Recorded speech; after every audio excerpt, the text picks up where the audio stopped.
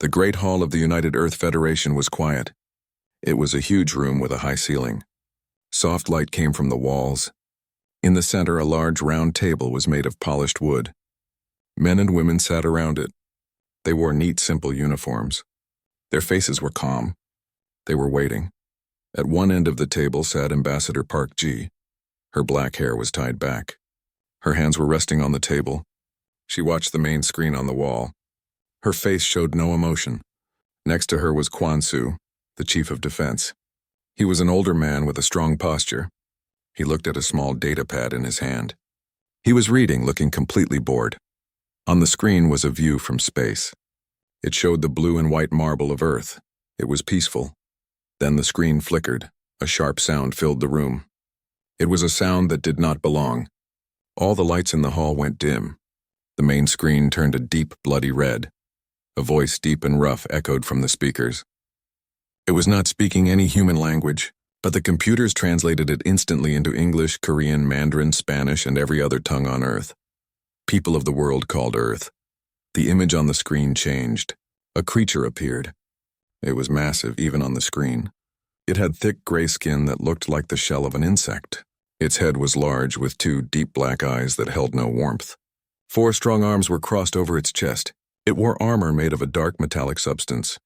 I am Emissary Grzk of the Cathar race. I speak for the Galaxy Dominion. A soft murmur went through the hall. Park Ji did not move. Quan Su slowly put his data pad down. He looked at the screen with a cool, studying look. The Galaxy Dominion is the one true power in this spiral arm of the galaxy. The creature continued. For thousands of cycles, we have brought order to the chaos of the stars.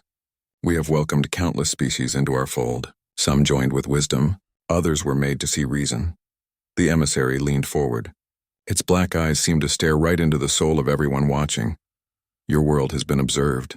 Your species is young. You are loud. You are divided. You spread into space like a sickness. The Dominion cannot allow this. Park Ji's lips pressed into a thin line. That was the only sign that she was listening very carefully. Therefore, you are given a choice, Grzk said. His voice was full of pride. You have one standard galactic cycle. 30 of your days. You will surrender your world. You will give us all your technology. You will disband your military forces. Your leaders will submit to Dominion rule. You will be absorbed into our great empire. You will serve. He paused, letting the threat hang in the air. If you refuse, he said, and his voice became a low growl, you will be erased. Your cities will be dust. Your history will be a forgotten footnote. Our fleets are vast. Our weapons are without equal. We have crushed empires far greater than your little world. Do not test our resolve. This is not a negotiation. It is your fate. The image of the emissary vanished. The screen went black. The strange red light disappeared. The normal room lights came back on. For a moment, there was complete silence. Then noise erupted. A young delegate from the European sector stood up, his face pale. This is an act of war. We must try to reason with them. We must send a message of peace. Another from the African Union slammed her hand on the table. Reason? They just declared they will wipe us out. We must fight. The room was filled with loud, fearful voices. The calm was broken. Park Ji did not stand up. She did not raise her voice. She simply turned her head and looked at Quan Su. His eyes met hers. He had not joined the panic. He looked as calm as when he was reading his reports. Assessment? Park Ji asked. Her voice was quiet, but it cut through the noise. The people near her stopped talking and listened. Quan Su picked up his data pad again. He tapped the screen. Their transmission source was not hidden. It came from a point just outside the Oort cloud. They wanted us to see it. He looked back at the now black screen. The being Emissary Grzk. His species is clearly built for strength. A warrior culture. Their announcement was a performance. Meant to frighten us. He swiped his finger on the pad. More importantly, the background of their transmission. I had our AIs analyze it. The interior of their ship. The control panels, the energy readings. It is all very advanced, but it is also old. Old? Asked the European delegate, confused. Stagnant, Quan Su corrected. Their technology looks powerful, but it is the same as what we have seen in other Dominion encounters on the galactic networks. It has not changed in a long time. They use plasma-based weapons. Their shields are strong, but they are a standard type. They are not creative. He looked at Park Ji. They expect us to be frightened. They expect us to either surrender or to meet them in a straight fight, fleet against fleet. That is how they have always won. Park Ji nodded slowly. She understood. They believe their own story, she said. They are the giants and we are the insects to be crushed underfoot. Exactly, Kwansu said. Far away from Earth, at the very edge of human-explored space, the reconnaissance vessel UEF Watchtower floated silently. On its bridge, Captain Li Min watched the same declaration on his own screen. His crew looked at him, waiting for his reaction. Li Min was a man in his 40s. His face was weathered from long years in space. He took a slow drink from his coffee mug. He shook his head and muttered to his second-in-command, a woman named So-Yun. They talk too much. So-Yun looked surprised. Sir?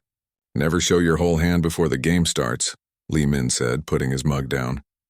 They told us their numbers are vast. They told us their weapons are the best. They told us they have beaten everyone else.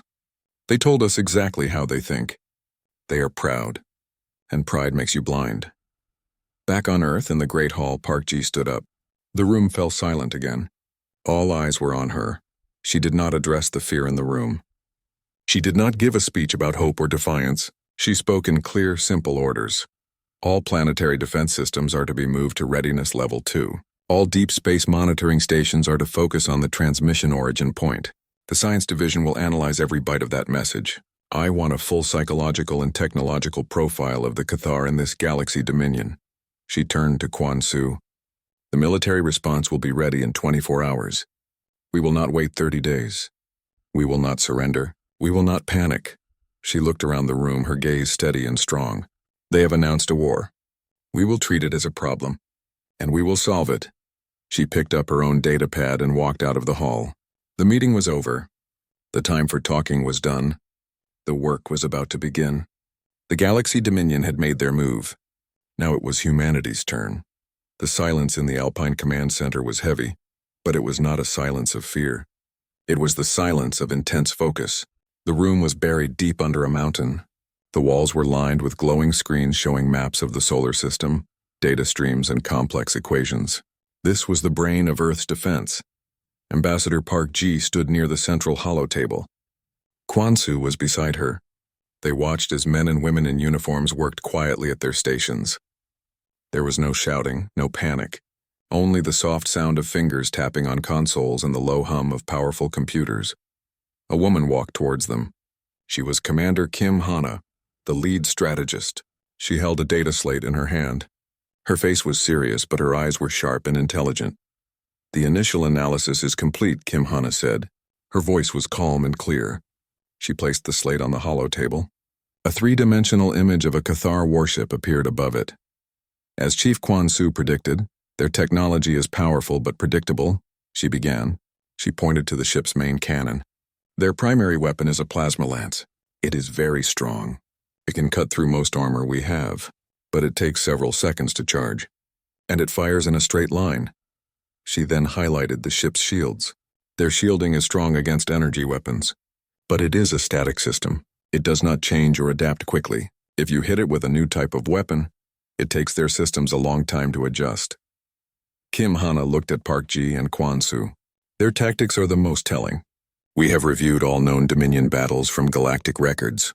They always do the same thing. They form a wide line. They advance.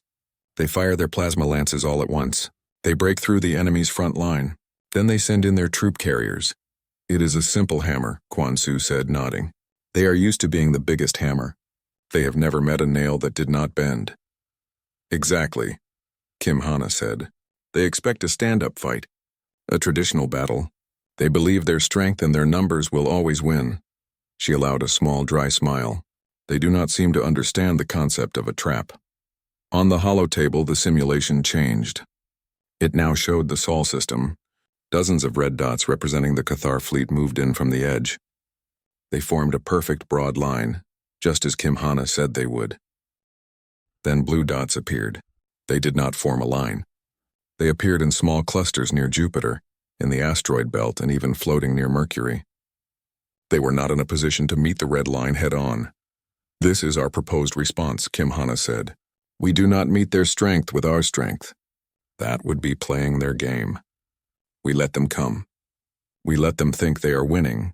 She pointed to a series of large, stationary blue icons near Mars and Earth. These are our new orbital defense platforms. We call them the Anvil. They are tough. They have heavy shields and big guns. They are designed to take a beating. The Cathar will see them as our main defense. They will focus all their fire on them. Quan Su leaned forward, interested. And while they are focused on the Anvil, Kim Hana tapped another command. Hundreds of small, faint blue dots appeared all around the red Cathar fleet. They had been invisible until now. This is the Hammer, she said. Our new cloaked corvettes. The Ghost class. Their stealth technology is perfect. The Dominion sensors cannot see them. While the Cathar are busy attacking the platforms, our ships will move in close. They will target shield generators, weapon ports, and engine systems. They will not destroy the ships. They will disable them. Why not destroy them? Park-ji asked. Because we can learn from them, Quan Su answered. A destroyed ship is just scrap. A captured ship is a treasure of information. We learn how they think. We learn their technology. We find their weaknesses, Kim Hana nodded. The Oracle AIs have run the simulation 1 million times. The projected success rate is 99.8%. The room was silent for a moment. The number was almost unbelievable. Park-ji looked at the simulation. The red Cathar fleet was being surrounded and systematically taken apart by the invisible blue dots. It was not a battle. It was a dissection, so, Park-ji said softly, they have announced a war. We see it as a complex problem, and we have just solved it. Quan Su looked at Kim Hana. Operation name? Kim Hana did not hesitate. She had already thought of it. The Oracle projections are clear. This will be the most one-sided space battle in human history. It will not be a fight for survival. It will be a live fire exercise to test our new technology and our new tactics. She looked directly at Quan Su. This isn't a war. It's target practice. A grim smile finally touched Quan Su's lips. He straightened up. Then we shall call it Operation Target Practice. He turned to an officer at a console. Log it, Operation Target Practice is approved. All forces to readiness level 1. The officer nodded. Yes, sir. Operation Target Practice is logged. The name was now official. It was not a name of defiance. It was a name of cold, hard fact. Far away in a massive training facility on the moon, the sound of gunfire and shouted orders echoed through a giant hangar. Sergeant Choi Min-ho walked between lines of recruits who were doing push-ups. He was a solid man with a loud voice and a face that looked like it had been carved from stone. A screen on the wall showed the same declaration from Emissary Grusk. The recruits were watching it, their faces showing fear and anger. Choi Min-ho stopped and glared at them. Eyes forward, maggots. What are you looking at? One brave recruit, his arms shaking from the effort, spoke up. Sergeant, the aliens. They declared war. Choi Min-ho snorted. I have ears, recruit. I heard it. He walked over to the screen and pointed at the image of the fearsome emissary. You see this? This is a big ugly bug. He thinks he's scary. He turned back to the recruits, his voice dripping with contempt. But he just made the biggest mistake of his life.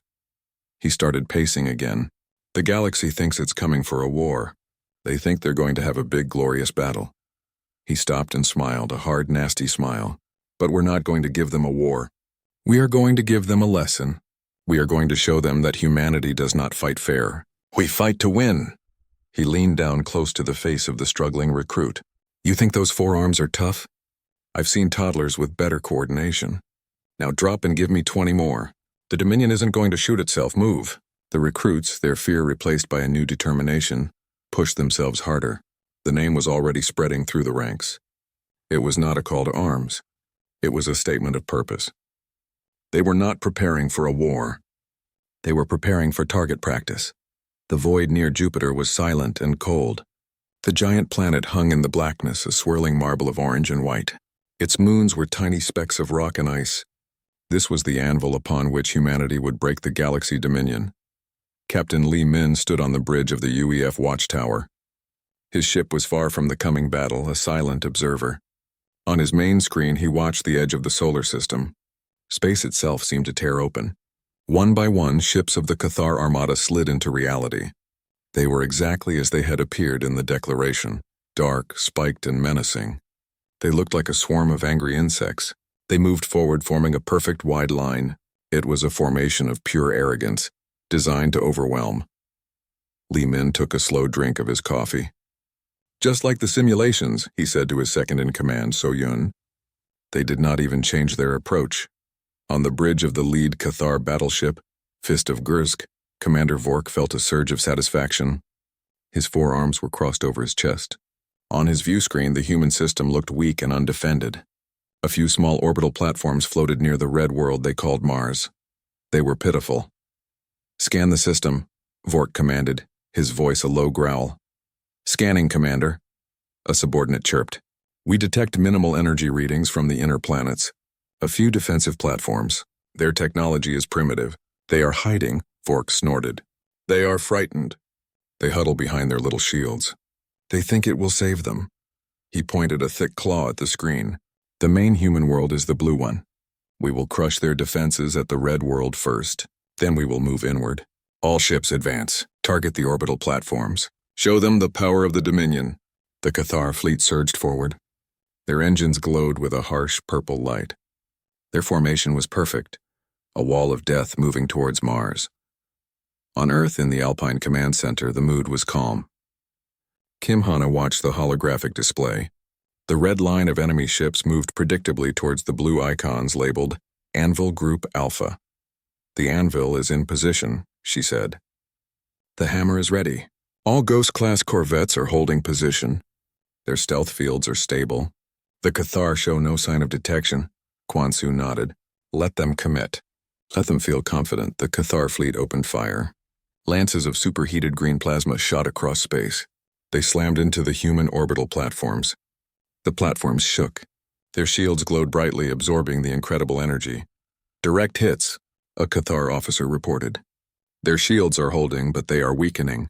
They cannot withstand our barrage for long." Vork smiled. This was going exactly as planned. "Continue firing. Pour all power into the main guns. Break them!" The human platforms returned fire. Bright bolts of laser energy and solid projectiles shot out towards the Cathar fleet. They impacted on the Dominion ship's shields, causing them to shimmer. The damage was minimal. "They fight back," Vork said, amused. "It is like a small animal biting a boot. Annoying, but pointless." He leaned forward. "Move the fleet closer. We will finish this quickly." This was the moment Kim Hana had been waiting for. The enemy fleet is fully committed. They are focusing all power on their forward weapons. Their rear and flank shields are at minimal strength. They are not looking behind them. She looked at Quan Su. He gave a single sharp nod. "Execute Operation Target Practice," Kim Hana said. Her order was sent across the solar system. It was not a shouted command. It was a quiet, digital signal. In the space around the Cathar fleet, nothing seemed to happen at first. Then the space itself began to ripple. It was like looking at a reflection in a pond when a stone is thrown in. From these ripples, ships began to appear. They were sleek and gray. They had no bright lights or loud engines. They were the Ghost-class corvettes. The hammer. They had been sitting silently all around the Cathar, invisible.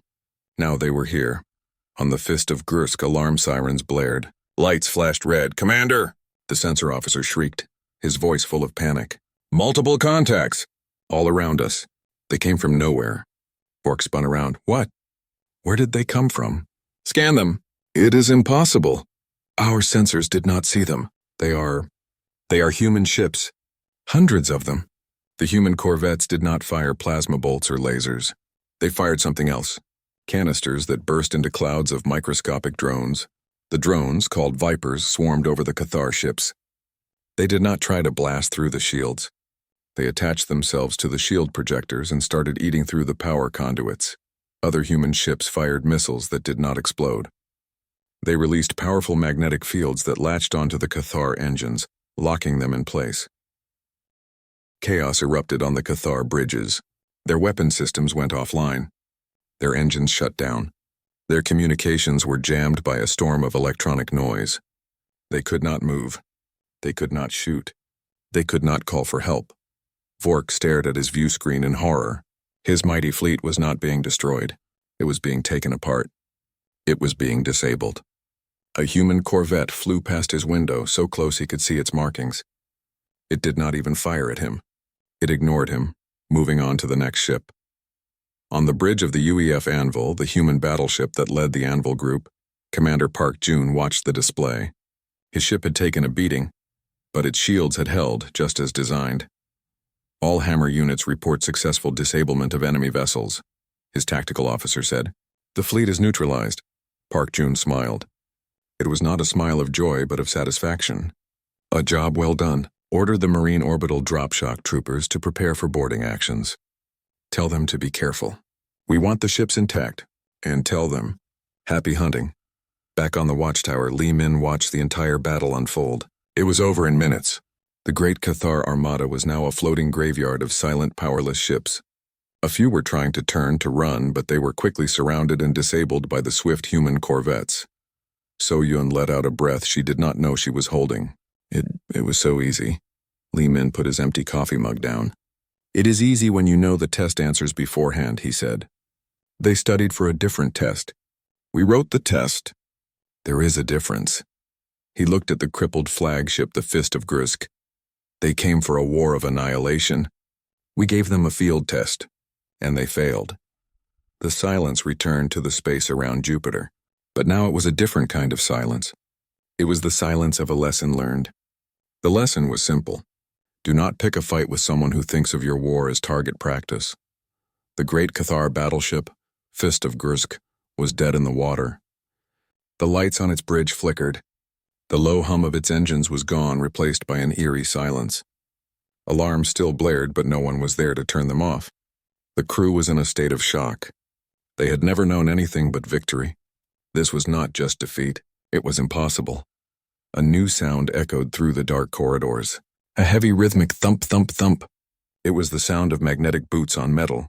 It was the sound of a boarding party. Sergeant Choi Min-ho led the way. His helmet was sealed. His rifle was held ready.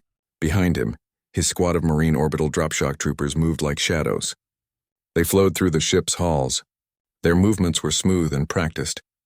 They had done this 1,000 times in simulation. They met little resistance. A few Cathar warriors tried to fight.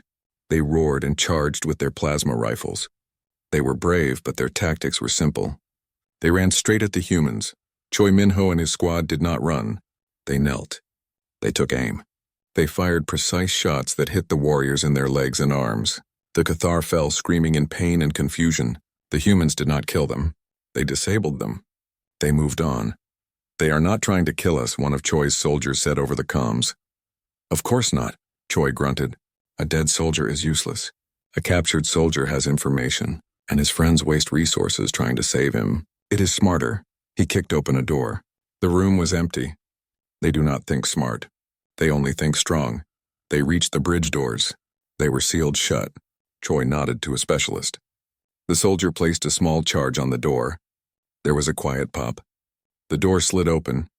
Inside, Commander Vork stood with his back to them. His forearms were clasped behind him. He was staring at the view screen. The screen showed the rest of his fleet floating powerless. Human corvettes buzzed around them like flies on meat. Vork turned. His black eyes burned with hate. You vermin, he spat. You dare to set foot on my ship? You fight with tricks. You have no honor. Choi Min-ho took off his helmet. His face was calm. He looked at the giant alien commander without fear. He looked bored. Honor? Choi said. His voice was flat. Is honor your plasma cannon working? Is honor your shield holding? Your honor is broken. My mission is almost complete. He gestured with his rifle. Sit down. You are a prisoner now. Vork trembled with rage. For a moment it seemed he would attack. He looked at the human soldiers. Their weapons were aimed at him. Their fingers were on the triggers. They were not nervous. They were waiting. He saw no anger in their eyes, only focus. He was not a warrior to them. He was an object, a part of the mission. His shoulders slumped. The fight went out of him. He sank into his command chair. Back on Earth in a clean white room, Ambassador Park Ji sat at a simple table. A screen on the wall showed the image of Commander Vork. He was in a cell on the moon. He looked smaller on the screen. Defeated. We have analyzed your ship's computers, Park Ji said. Her voice was calm and even. We have all your battle plans, all your access codes. We know the location of every Dominion world. We know the strength of every Dominion fleet. Vork looked up. His pride was still there, a dying ember. It does not matter. The Dominion is vast. You have won one battle. You have made them angry. They will send a bigger fleet. They will burn your world to ash. Parkji listened. She did not interrupt. She let him talk. She let him pour out his threats and his anger. When he was finished, breathing heavily, she spoke. You declared war, she said. We accepted. You have lost. She folded her hands on the table. Your understanding of conflict is a child's understanding. You believe it is about who is stronger, who is louder, who is more frightening. She leaned forward slightly. While you were perfecting the art of the threat, we were perfecting the science of victory. We studied you. We studied your psychology. We studied your technology. We built machines that could think of a million ways to beat you. We built weapons that solved the problem of you. Vork stared at her, confused. The problem of us. Yes, Parkji said. You are a complex problem. A threat to our safety. We do not see threats as monsters to be fought. We see them as equations to be solved. We found the solution. The solution was to take away your power, your weapons, and your will to fight. We did not need to destroy you.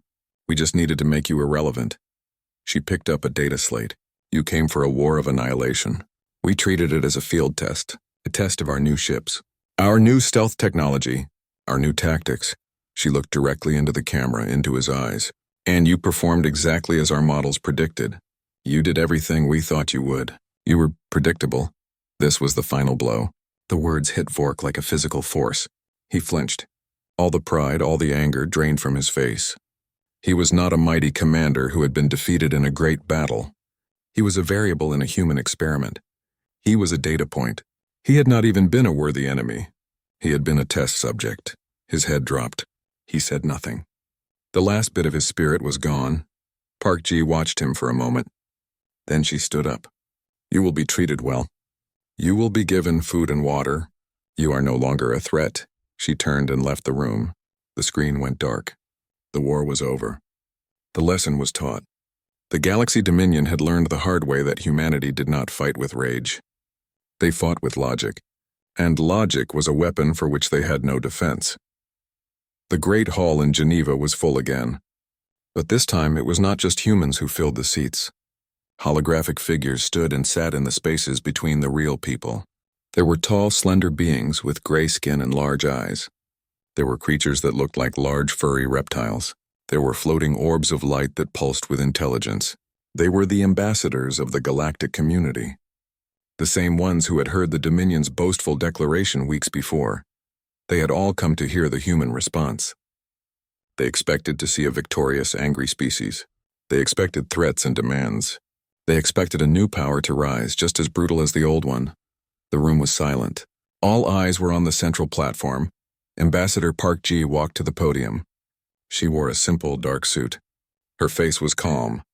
She placed a small data slate on the podium and looked out at the crowd of aliens.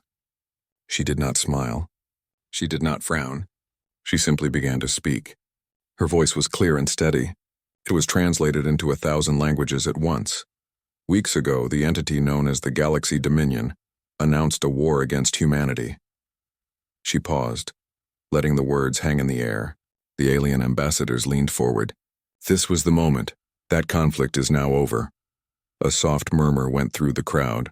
It was one thing to suspect it. It was another to hear it stated as a simple fact. The Dominion's military power in this sector is broken. Their fleet has been disabled. Their commanders are in our custody. We have analyzed their technology. We have accessed their central computer networks. We now possess a complete map of all Dominion territory. We know the strength of every ship, the location of every base, the codes to every weapon. The murmuring stopped. The silence was absolute. This was not a victory speech. It was a statement of overwhelming, terrifying intelligence. They had not just won a battle.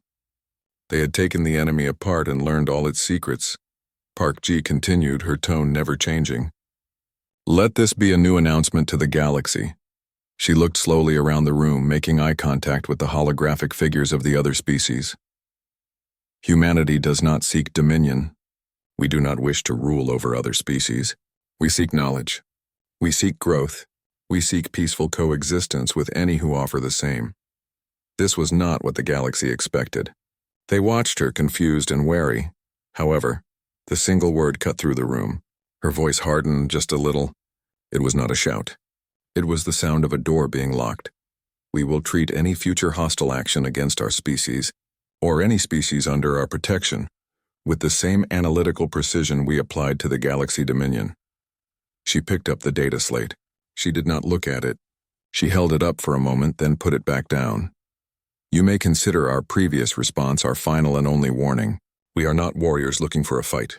We are problem solvers. Interfere with us, and you will become just another problem set for our children to solve. She paused one last time, her gaze sweeping over the silent, stunned assembly. You have been classified. To not become a target. She did not say goodbye. She did not take questions. She simply turned and walked away from the podium. The transmission ended. The holograms of the alien ambassadors flickered and vanished one by one. In the Alpine Command Center, Kwansu and Kim Hana watched the last of the holograms disappear. Kim Hana let out a long, slow breath. They are terrified, she said. Kwansu nodded. Good. Fear of a tyrant leads to rebellion. Fear of a consequence leads to peace. They are not afraid we will conquer them. They are afraid we will process them. On the moon, Sergeant Choi Min-ho was watching a recording of the speech with his recruits. The young men and women were standing at attention. Choi turned off the screen. He looked at his squad. Do you understand? He barked. The recruits looked at him, unsure. We did not win because we are stronger, Choi said, his voice echoing in the hangar. We did not win because we are tougher. We won because we are smarter. We are more patient. We do not see a fight. We see a job, and we do the job until it is done. He walked down the line, looking each recruit in the eye. The galaxy thinks it knows what war is. They think it is about big guns and loud explosions. We have shown them something new. We have shown them that war is a science, and we are the best scientists. Far away on the bridge of the UEF watchtower, Captain Lee Min watched the starfield. So-Yun stood beside him. It is quiet, she said. For now, Lee Min replied. He took a sip of his coffee. They will test us again one day. Someone always does. They will think they have found a new trick. A new weapon. He put his mug down and turned to face her. And we will be here. We will study their new trick. We will run our simulations. We will find the solution. And we will add it to the list. So-Yun smiled. Target practice? Lee Min allowed himself a small, quiet smile in return. Target practice, he confirmed. The message had been sent. It was not written in fire and destruction. It was written in data and results. The galaxy had learned a new word. It was not war, it was classification. And humanity was the one holding the test.